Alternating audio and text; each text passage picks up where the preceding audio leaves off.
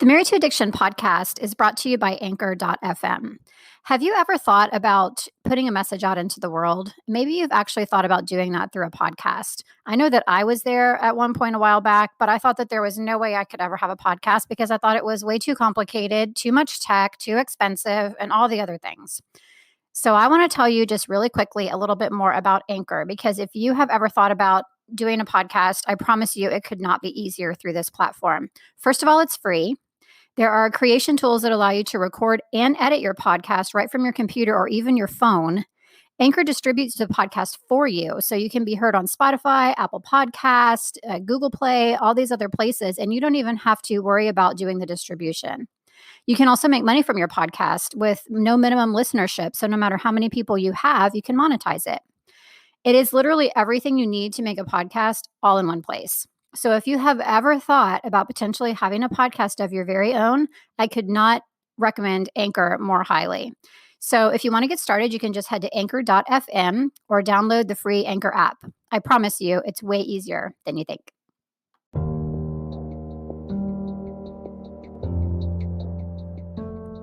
Hey there, I'm Julie, and this is the Married to Addiction podcast. If you're here, then you're probably what I call my secret sister. We're in a situation we never asked to be in and fighting a battle we never wanted to fight. We're women who are married to an alcoholic, and it affects every inch of our lives. If that sounds like you, then I want you to know that this is a safe place for you to land. Married to Addiction is a faith-based podcast where I'll help you find the tools and strength you need to navigate your husband's addiction without losing yourself in the process. So please subscribe and tune in as often as you're able, because your husband's recovery is important, but so is yours.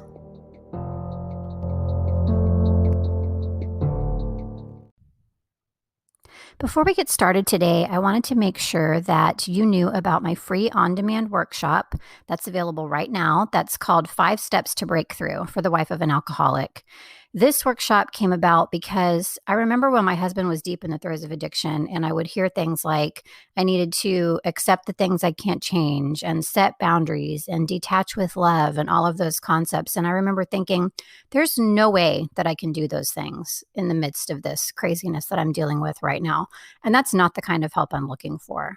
But what I learned after that is that there was actually more to those things than I realized. And there was actually a couple extra steps that came before them that no one was talking about, but that once I learned to do those things, it changed everything. And it made those things seem much easier to do. And I realized how beneficial they actually were. So in this free workshop, I'm going to share those steps with you.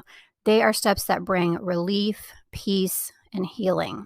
This workshop's available for you on demand, so you can listen to it whenever you'd like. You don't have to sign up for a specific time, and I would absolutely love for you to go grab that if you haven't already. It's on my website, marriedtoaddiction.com, and you just want to look for the tab that says free workshop. I hope to see you there. Hey there, it's Julie. Welcome to episode 11 of the Married to Addiction podcast. Today's episode is called The Difference Between Detaching and Abandonment. And I wanted to do this one today because this is something that I really struggled with when my husband was in active addiction. And I continuously see other wives of alcoholics also having this the struggle with this and misunderstanding and misconceptions around the concept of detachment. So I wanted to talk about this today.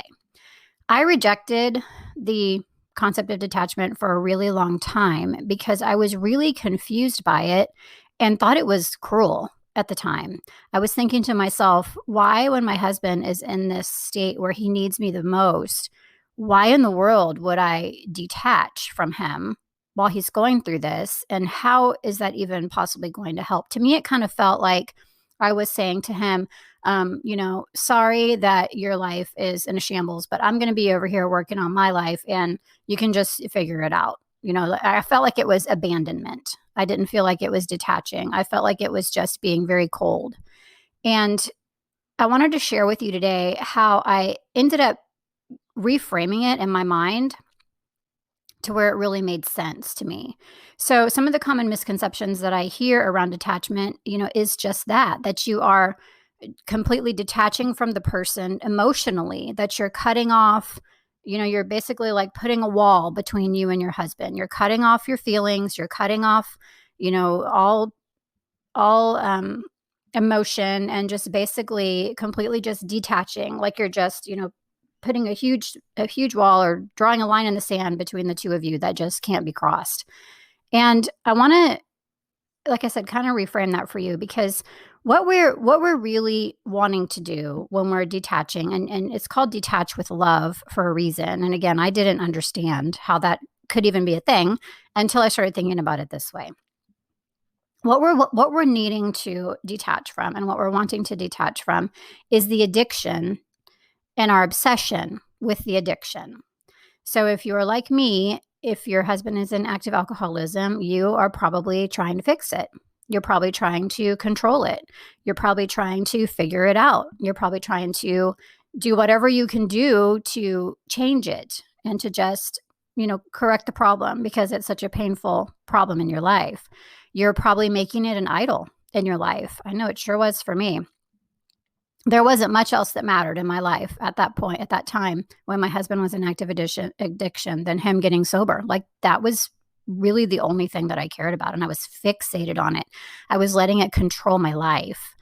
So that is what we're wanting to detach ourselves from. And that is different than closing yourself off from your husband emotionally.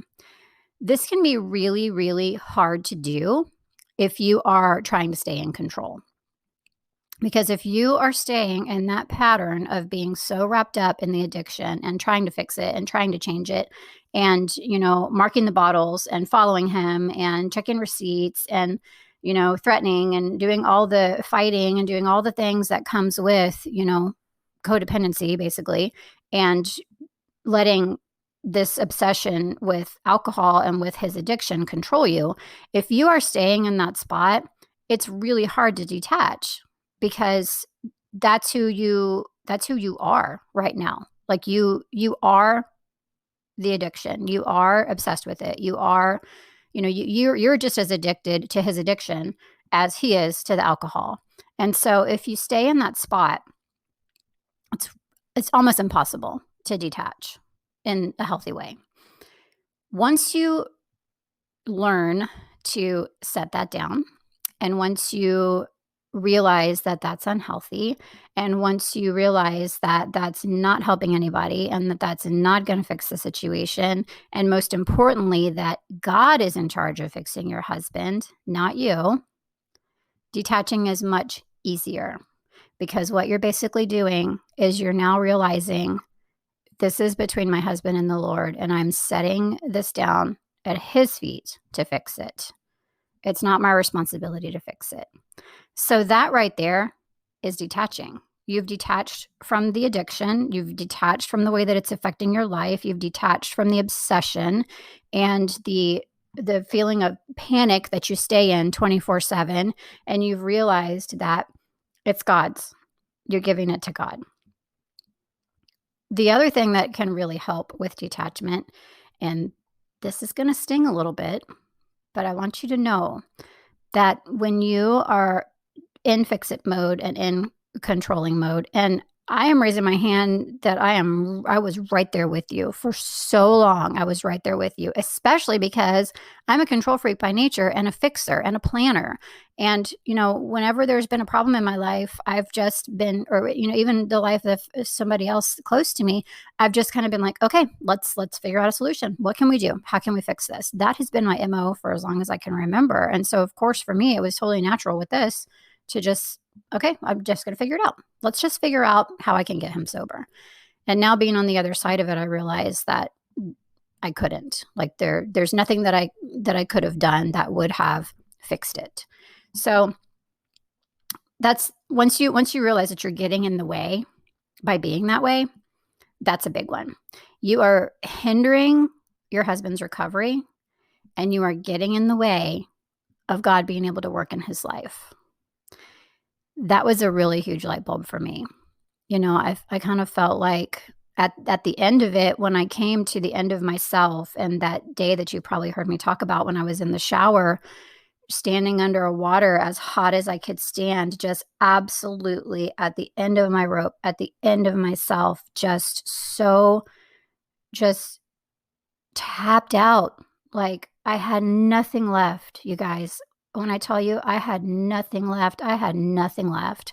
I was physically sick. I was mentally sick. I was spiritually sick. I was just, I had nothing more. Once I got to that point and I was in that shower that day and I was screaming at the top of my lungs at God, not calling out to God, but screaming at God out of anger and frustration and just not even knowing what else to do, where else to go, where he was. I just was screaming to God, help us. Help us. Like I had nothing left. I had nothing left. And once I got to that point, I realized that I had been getting in the way. You know, it was almost as if God was like, I've been waiting for you to hand this over to me. You know, I've been waiting for you to trust me. I've been waiting to see your faith. I've been waiting to for you to give this problem over to me. You know, this is not yours to carry, my child. This is not your burden. And I had held it and carried it for so long. And I was getting in the way because the Lord was probably trying to work in my husband's life throughout that whole time. But my voice in my husband's ear was so much louder than God's voice in his ear because mine was the one who was num, num, num, num all the time. And so how do I expect for the Lord to be working in my husband's life and in his heart and in his mind and convicting him and trying to change him when I wouldn't shut up long enough for him to even be able to hear God? That's where I was. And I after I realized that, I just was like, okay, it's not my burden.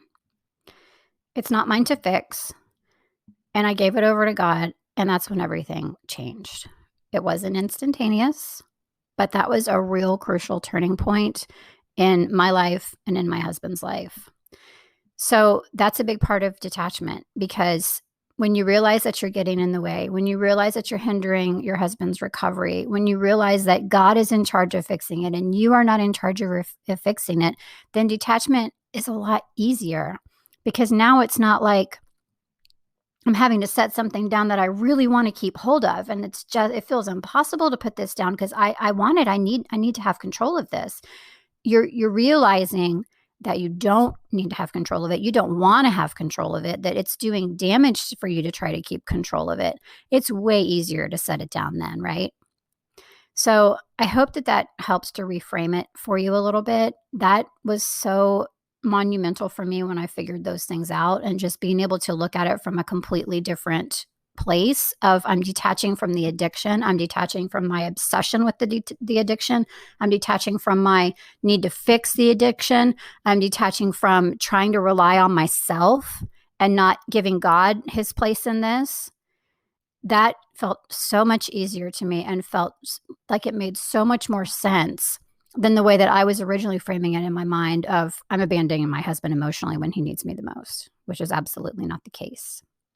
So I hope that's been helpful for you. I do want to mention that there are some situations where detaching from the person is also warranted. If you are in any sort of an abusive situation, physical, emotional, mental, verbal, if you are in a situation like that, then it is probably warranted to also detach from the person, whether that be physically, however it has to go for you to get yourself safe, then that is what you need to do. So the examples that I gave earlier were, from my own personal experience where my husband was not doing any of those things. So my detachment was more from the addiction instead of really needing to detach from him as a person. But if you are being abused in any way, shape, or form, it's going to look a little bit different for you. So I just wanted to throw that out there and let you know that there are times when that is also warranted. So hopefully that's been helpful for you. I just really, it was such a light bulb moment for me. I just really wanted to talk about this with you and kind of overcome some of the misconceptions that I see regularly and even ones that I had myself.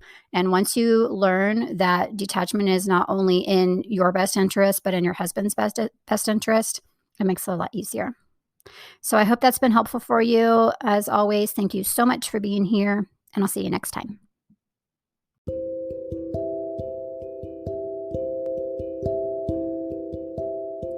Hey, I just wanted to take a quick second to thank you so much for being here and for listening to the Married to Addiction podcast.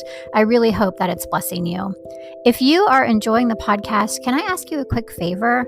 Would you go and leave either a rating, a review, or maybe even both on your favorite podcast platform so that other people can find the podcast? When a podcast is new, a lot of times the ratings and reviews is what helps push it out to more people. And I would love to get this out to as many of us secret sisters as possible. And you could definitely help me with that by going and leaving a rating or review. Thank you so much for your help with this. And thanks again for listening.